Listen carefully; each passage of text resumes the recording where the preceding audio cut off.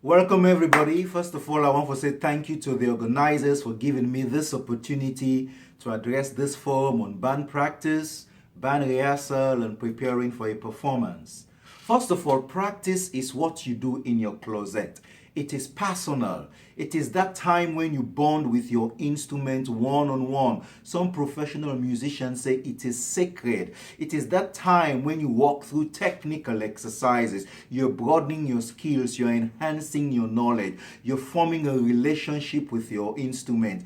Think of your human relationships. You're trying to know more about somebody. You spend more time with that person. It is the same with your musical instrument. The more time you spend with your musical instrument, the more you get to know the instrument. But practice does not always involve the playing of musical instrument. Practice also involves listening to different kinds of music, different genres of music, listening to music. Even with the music you play, you have to see how it was interpreted. Practice also involves understanding the music theory behind the pieces you play. Practice requires a lot of self-discipline. You have to be disciplined to practice. Some people might say, well, I'm not getting my own instrument. Only I get for going to the band room or when we meet as a band. That's where the band masters and the band leaders come in. They have to create whole band warm-ups, whole band routines. You can do your scales, you can do your breathing, you can do finger exercises, much more which I will discuss later. After you've done all this practice in beat, then you move to rehearsal. Rehearsal is a performance without an audience. It is a mock performance when the ensemble, the band, the choir is trying the best way out to present their pieces or their music to an audience or to the public. I've observed that many people confuse these two words, practice, rehearsal. In most band settings, practice is when you play the pieces you have chosen for your engagement. No technical exercises, no warm-ups. You play the same pieces over and over. You spend so much time playing the piece you are about to play. We will discuss this later. In my line of professional music, I always hear bands and orchestras say, we have rehearsals, not orchestra practice or choir practice, because they expect you to practice on your own. You practice on your own and we rehearse as a group. That calls for debate. The conductor or band leader knows exactly what you know. So he's not standing in front of the band and telling you which fingering to use and telling you to play soft or play loud. That's what you should have done in your closet. That's personal. You should have practiced that before you come to the rehearsal. Now, what do I practice? One thing that will enhance your progress is having an access to a musical instrument. If you eat every day, if you drink water every day, you have to practice every day. Some students might ask, or some people might ask, how long do I need to practice? Usually it's not about the length of time you practice, it's what you practice. Length of practice may differ from beginners to professionals, but it is what you practice. Professional musicians, some students, they have a practice log. A practice log helps you to map out the things you practice over a period of time. Maybe Monday, I'm practicing major scales. Tuesday, I'm practicing minor scales. Wednesday, I'm practicing fingerings. Thursday, I'm practicing breathing. So it varies. Over the week, you see exactly what you've done. You're not repeating yourself. So you say, oh, over this period of time, I have covered A, B, C, and D. Somebody might always say, well, I'm not a full-time musician. I do not need to practice every day. Whether you're a full-time musician or not, you have to practice because you belong to a band, you belong to an ensemble, you belong to a group wherein the part that you play constitutes to the overall production of the band. If the band is playing and you make a mistake, it affects the whole band the public will say, hey, the band not play fine. Oh, the band missed that note. They're not going to say no you, then say the band. So if you sound bad, the whole band sounds bad. You see why you need for practice? You see why practice is important? So no man is an island. If you're part of an ensemble, if you're part of a band, you need to practice.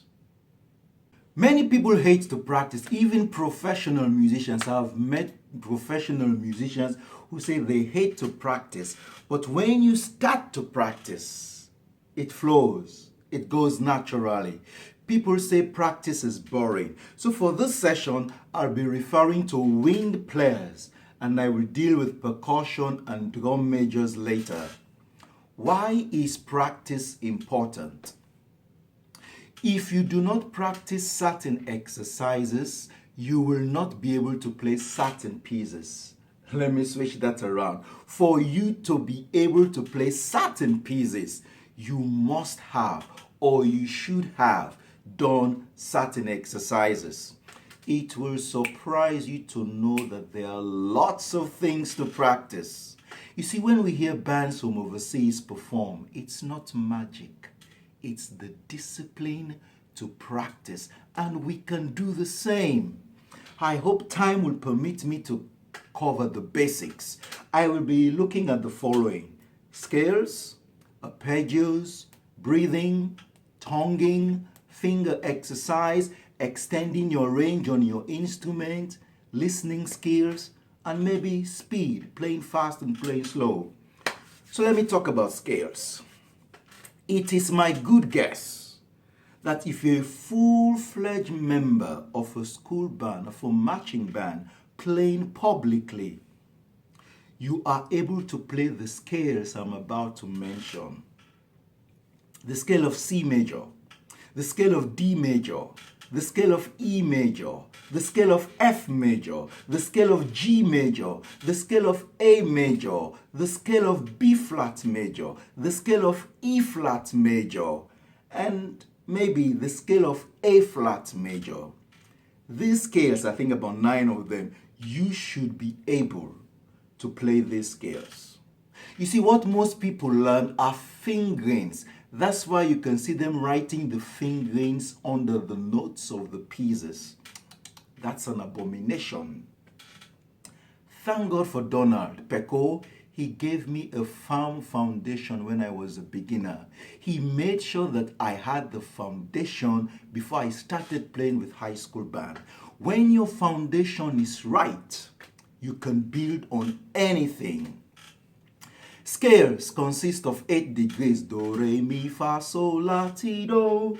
For example, C.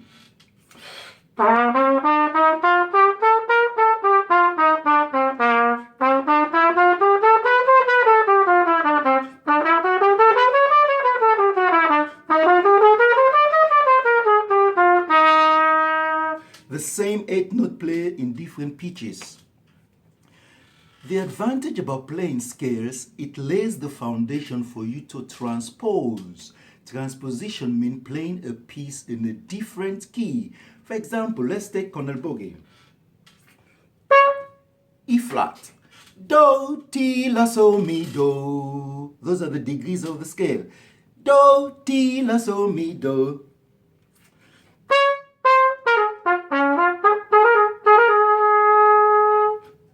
Now I can play it in D. Do, ti, la, so, mi, do.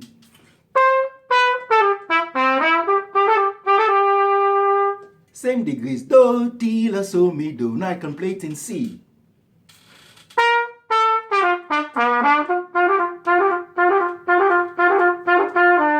Add a little sweetness.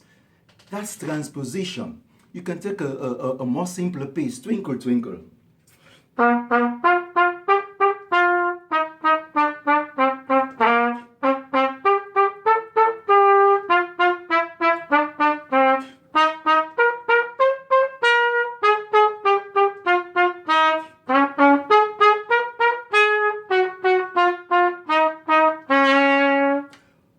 All the same degrees played in different pitches. That's the advantage of you playing scales. It's easy to transpose.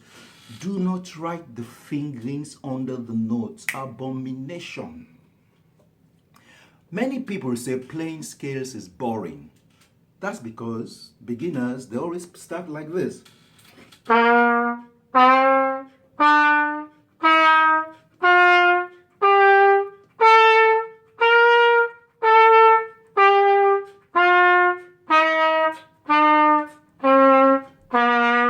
That's why if you get dog nervous, you go see the dog, the dog self go tired. Try for add some little sweetness into your practice.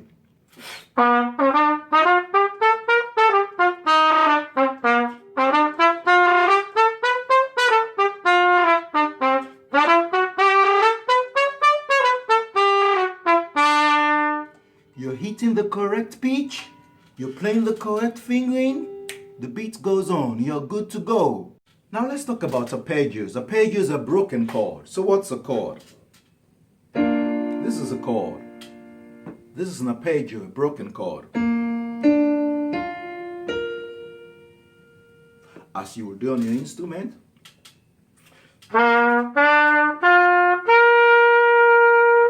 So if you know the degrees of your scale, you know the degrees of your arpeggio. Do, mi, so, do. 1, 3, 5, 8. So, applying the same principle of transposition.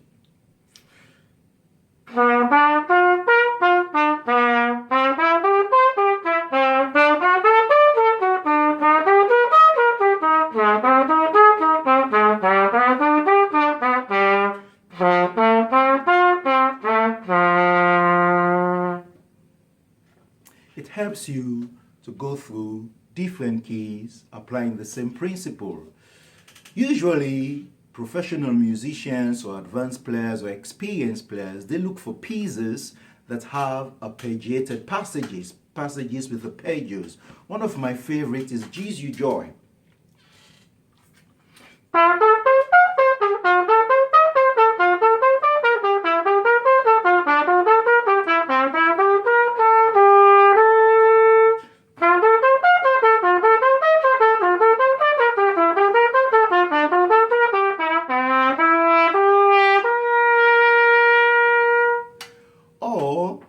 Mozart's Ein Kleinach music, something.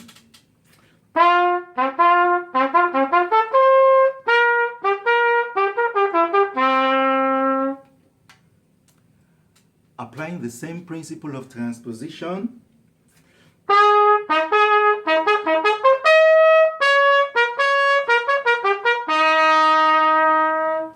Same degrees, different pitches. Now let's talk about tonguing. There are different types of tonguing. You have single tonguing, double tonguing, triple tonguing. In jazz music, you have fluttering tonguing and you have doodle tonguing. I'll be talking about listening to other genres of music to enhance your practice. Single tonguing is the basic one. Ta ta ta ta ta ta ta ta ta ta ta ta.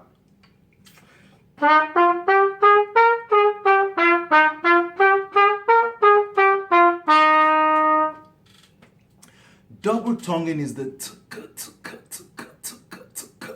like tk, tk, tk, but the K sound comes from the back of your throat.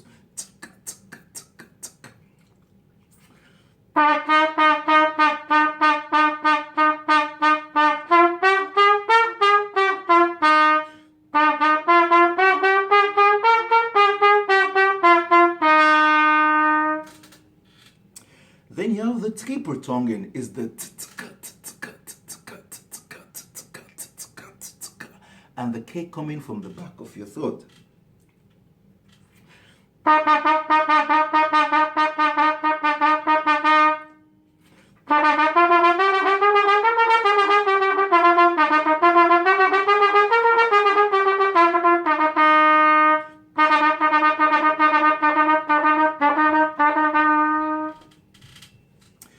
Fluttering tonguing is the rolling of your tongue upon a particular sound or note.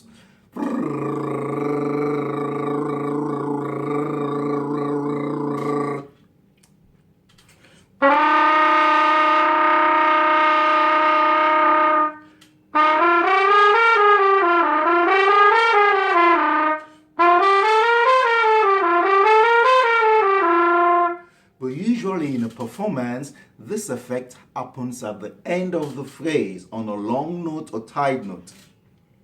Example,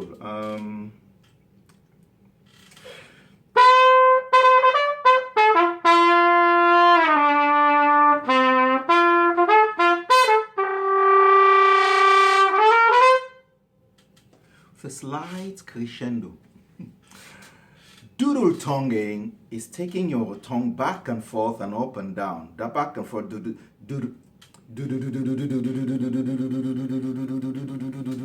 something like that. Usually it's on one note, one sound, repeated note, repeated sound.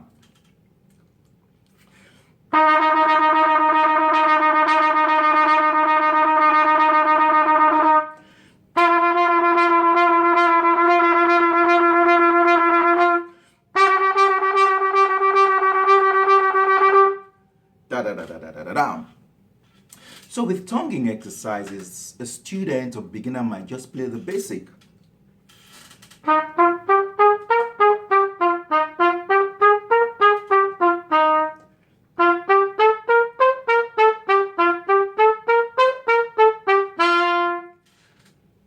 Very good. 1 week, 2 week, it becomes boring. So you have to find ways to make your practice or your scales exciting, musical.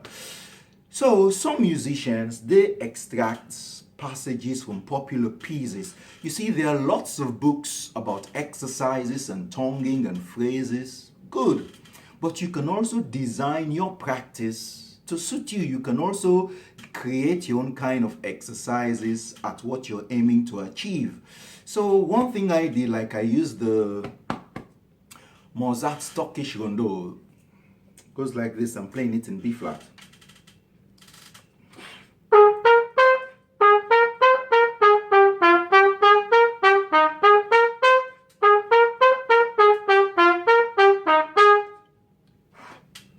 Making it exciting a little faster.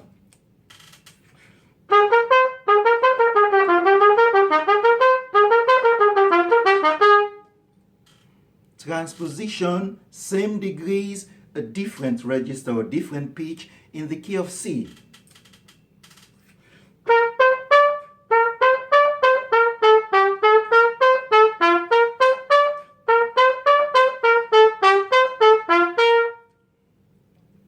Transposition, same degrees, a different key in the key of D.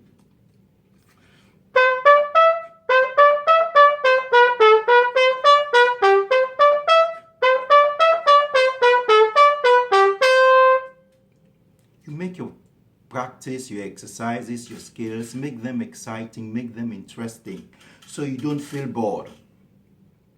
I mentioned earlier that for you to play certain pieces, you should have mastered certain exercises.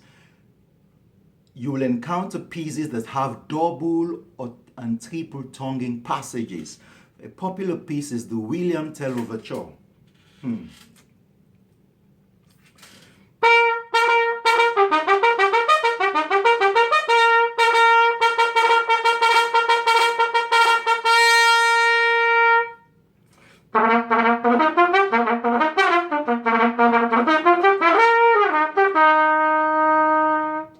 Think of a horse, think of gallop.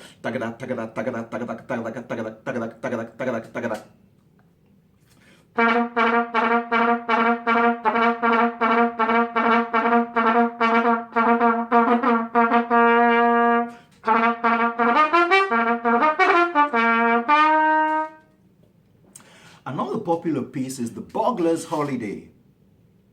Play it in the key of A.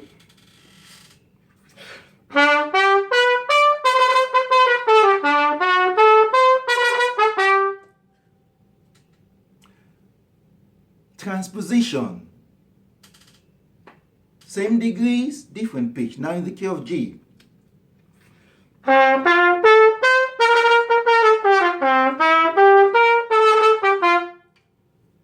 Transposition, same degrees, different key. I play it in the key of F.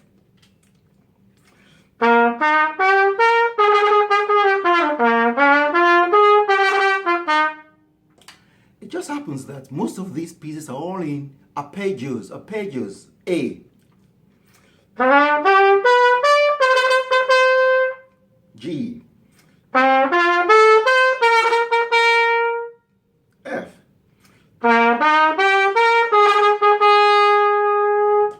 Do not underestimate scales. They lay a firm foundation for you to build on anything. Now let's talk about fingerings, alternate fingerings, finger exercises. But why do we need alternate fingerings? Alternate fingerings come in handy if you're playing fast passages or you want to play trills. They're not designed for you to show off. They're designed for you to feel at ease, for you to feel comfortable when playing a passage, and also depending on the key signature. This is the scale of C major with normal fingering. Now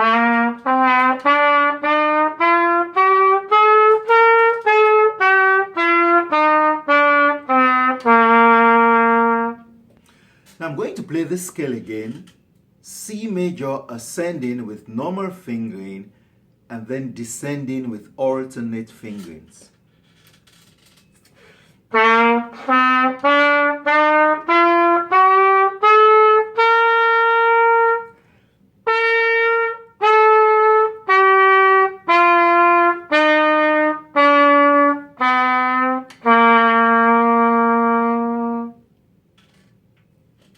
Now we move on to trills. Say you want to play C and C sharp.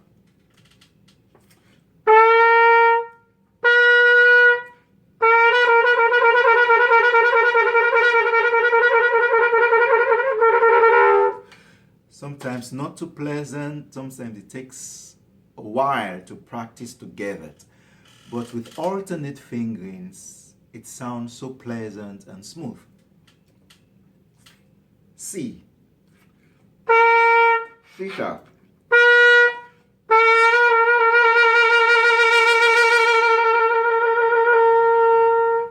as opposed to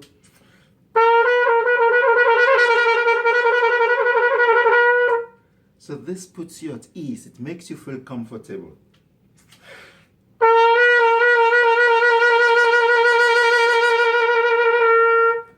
think another one is G sharp and A.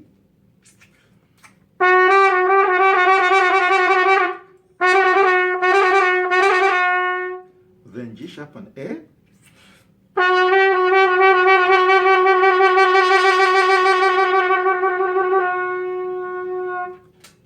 So that's the advantage or the use of alternate fingerings. Usually finger exercises deals with the first 5 notes of the scales. Like for the basics, you will have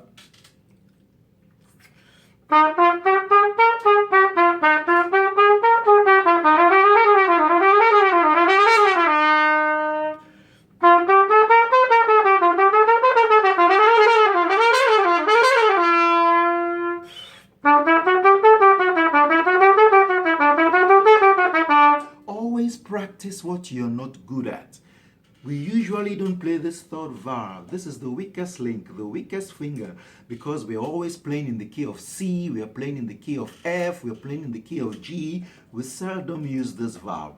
Play scales like E major, A flat major, that enables you or will require you to play valves 2 and 3. Another form of finger exercise, a little bit advanced, will be like this.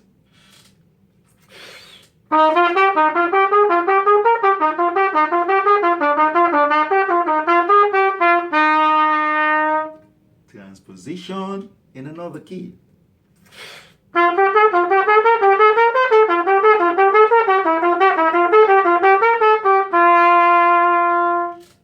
Transposition in another key, this time a little lower, E.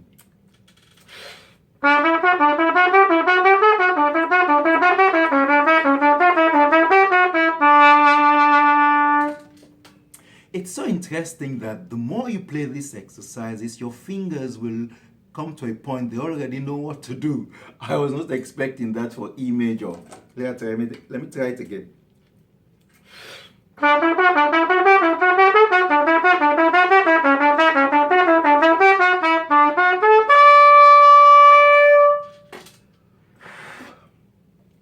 Now we go to high and low notes.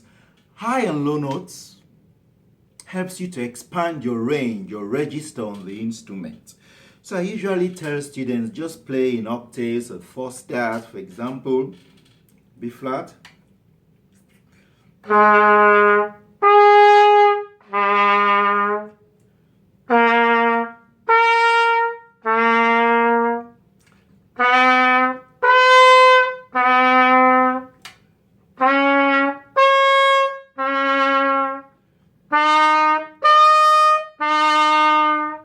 etc. Good. You play that 1 week, 2 weeks, becomes boring. The next step, take short phrases like Mary had a little lamb, 3-note melodies, and play them in octaves.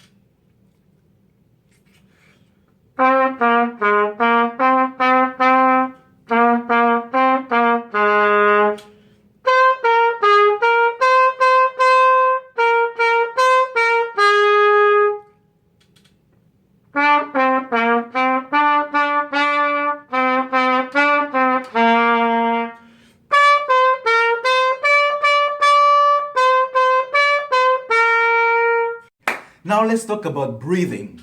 As a wind player, your instrument needs 90% of air and 10% of tonguing. I have witnessed many band players trying to force air out of their instrument. It's not good. You do not need that much energy. Breathing through your mouth. Think of drinking a hot tea, hot coffee, hot chocolate.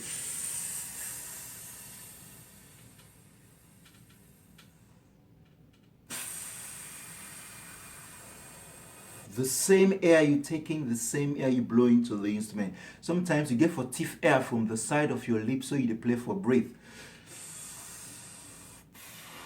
See, if you try to force the air out of the instrument, you put your health at risk. You develop what they call hernia. Not good, very painful. One thing I not be left for do as a beginner on the instrument was to play long notes, boring notes, man. Tight semi-briefs. Can you imagine tight semi-briefs? They get crescendo on one side, decrescendo on the other side. Usually go like this.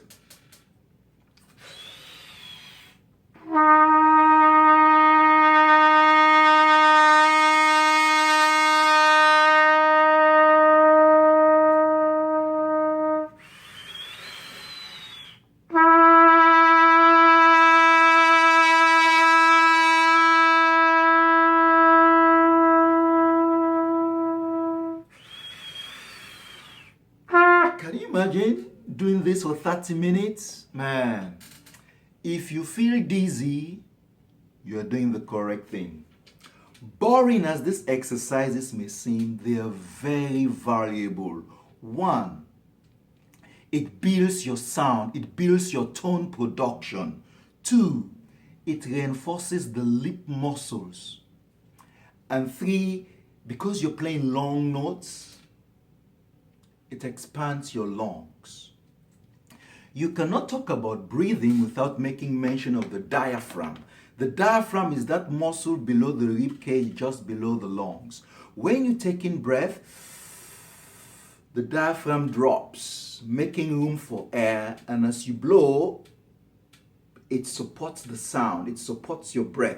That's why you will hear vocal coaches say, give me diaphragm, give me diaphragm. Support the notes, support the sound, support your breathing. Another breathing exercise you can do is take a paper, post it, hold it at arm's length, straight, and try to blow against the paper. The paper should bend. For example,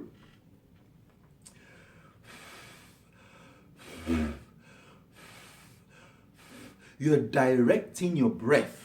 Focus, you focus your breath. Another exercise, and another thing you can do is use candle. Not Bonnie also, use candle. Try to direct your breath on the flame. Like a laser. See if your breath can blow out the candle. Vary the distance. You can know how to do them by the way you see you breathing. They go.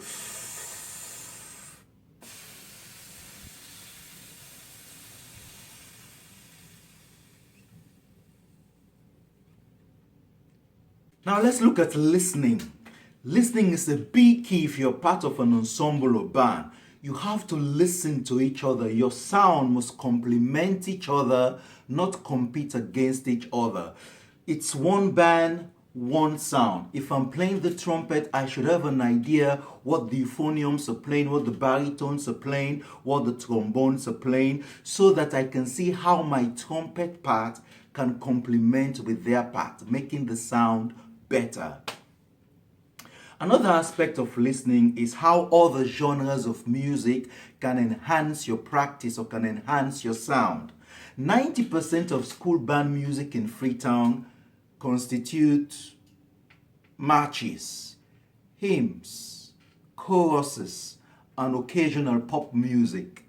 But how does listening to an opera or choral music helps you with your phrasing? How can listening to jazz helps you with your articulation? Or how can jazz help you to play a piece differently than how it is written?